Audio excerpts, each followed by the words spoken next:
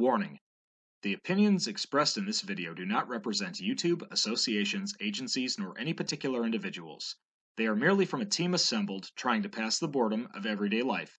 Some explicit content may occur in this or future presentations. Viewer discretion may be advised. But ignore it if you're into that thing.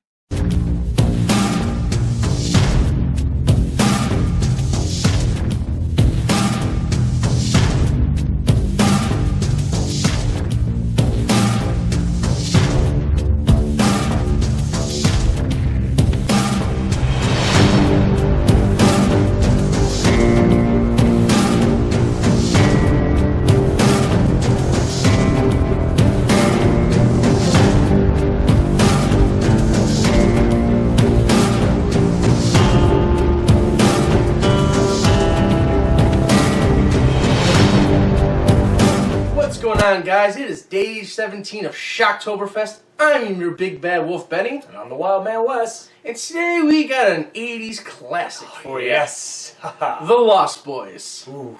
It's a great movie. Oh, yeah. Starts off, these two brothers, Mike and Sam, moved to California to live with their grandfather. Their mom just divorced their dad. And, well, there's something off about this town.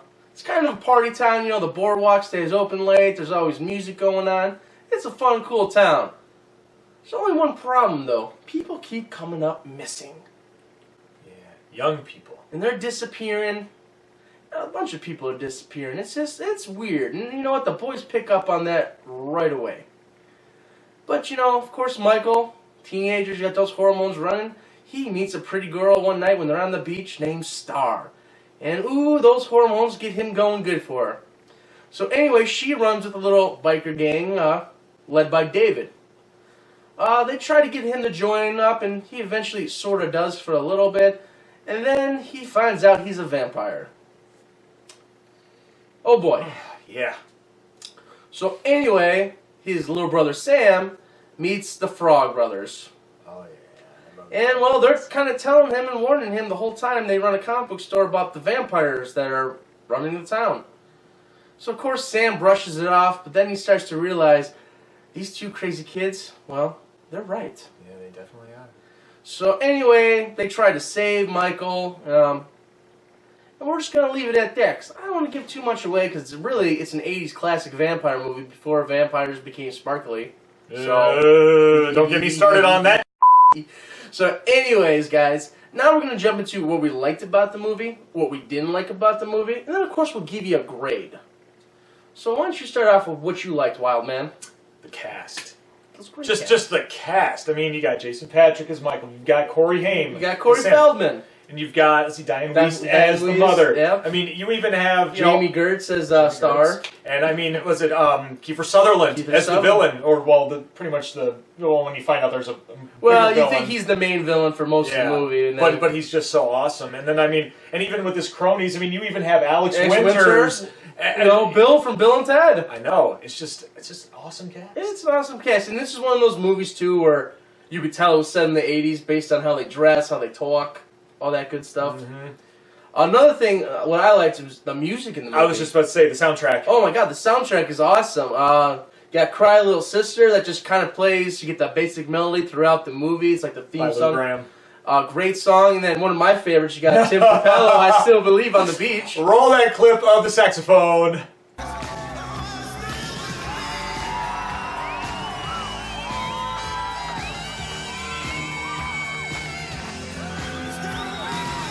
Yeah. Oh, man. It's just awesome. And he still looks like that. He still looks great. And plays the saxophone just as good. Yes, he does. Yeah, I love that scene. That's probably one of my favorite scenes in the movie. It really sets it up, lets you know what you're getting into. Just the mythology behind it, the look of the vampires, I really, really liked it. Yeah. Very, very simple. Simple. They had teeth, they had, you know, the eyes. Less is more. Little bit. We always say they that. got a little face prosthetics, you know, kind of, you know, and then when they're hanging up there from underneath, you know, their feet kind of change a little. So there was slight, little stuff like that, but simplicity. We talked about this in a previous episode. Even the deaths of the vampires. Simple. Stakes to the heart. Well, I mean, well, the bathtub full of garlic. The bathtub full of garlic. My favorite, death by stereo.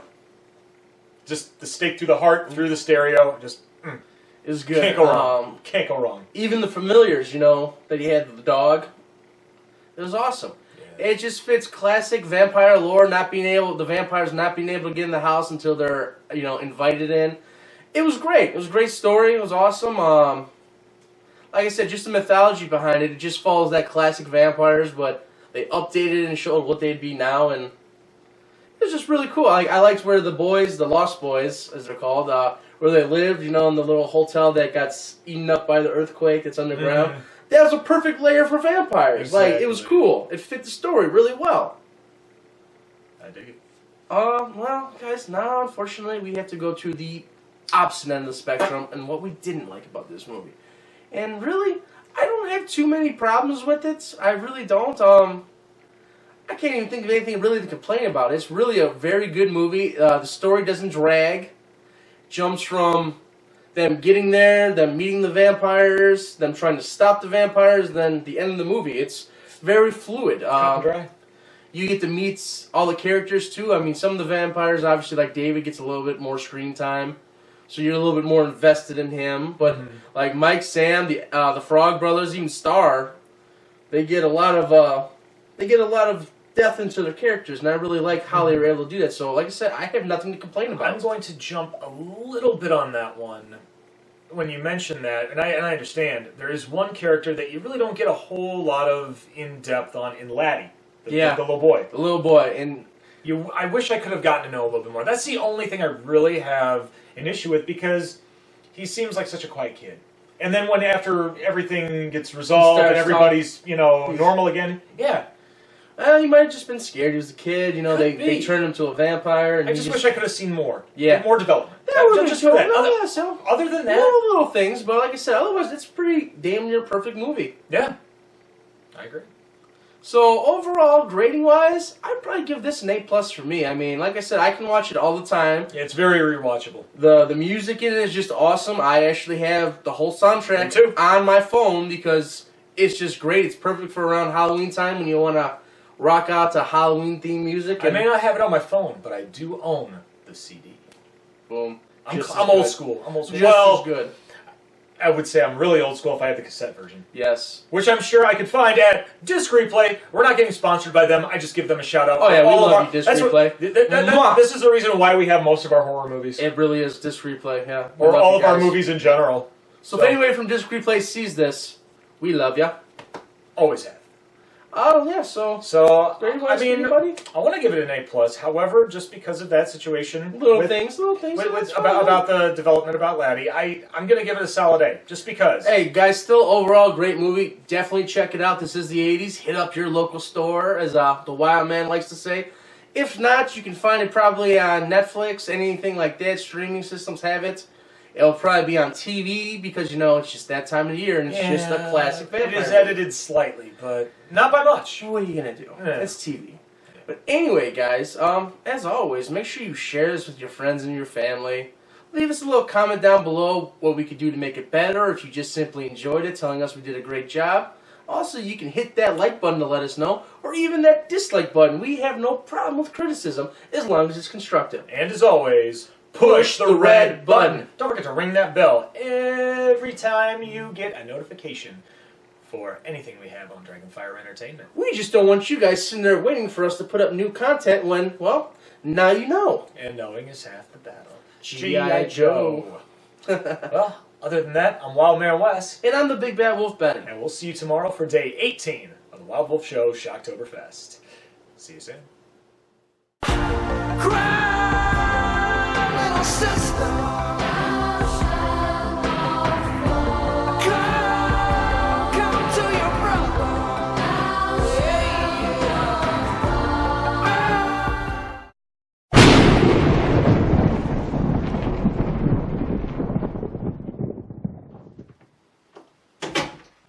What's up, dude? What you got there? Dude, I went to this little bazaar. I found this.